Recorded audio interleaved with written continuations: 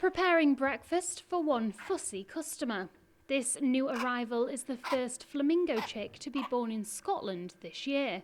Named Jean, the chick weighed just 52 grams when it hatched and will hopefully be joined by some friends very soon. This little flamingling is a week old now and arrived from Washington Whitman Centre as an egg and hatched here and doing very well. It's one of the strongest flamingo chicks I think I've ever worked with.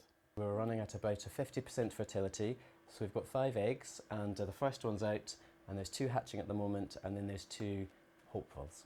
This little flamingling will join our growing flock in the field at Bird Garden, Scotland, in the grounds probably in the spring when the winter's passed.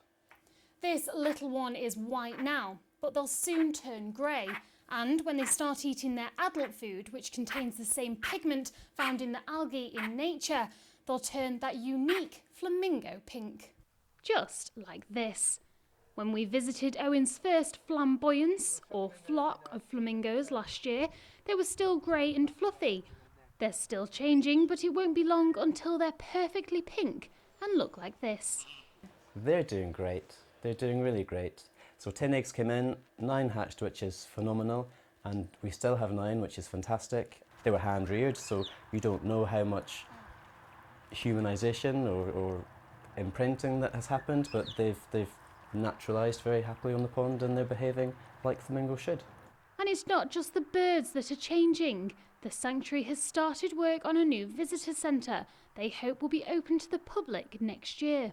In this building we've got a classroom which I'm very excited about. It means we can really go to town on our education policies and strategies and engagement programmes and things, which is great. And there'll be a coffee shop with, of course, fine cake and fine coffee. And there'll be a play area outside for the kids. So it'll make the visit to Bird Garden Scotland a nice rounded visit. Flamingos can live up to 60 years old.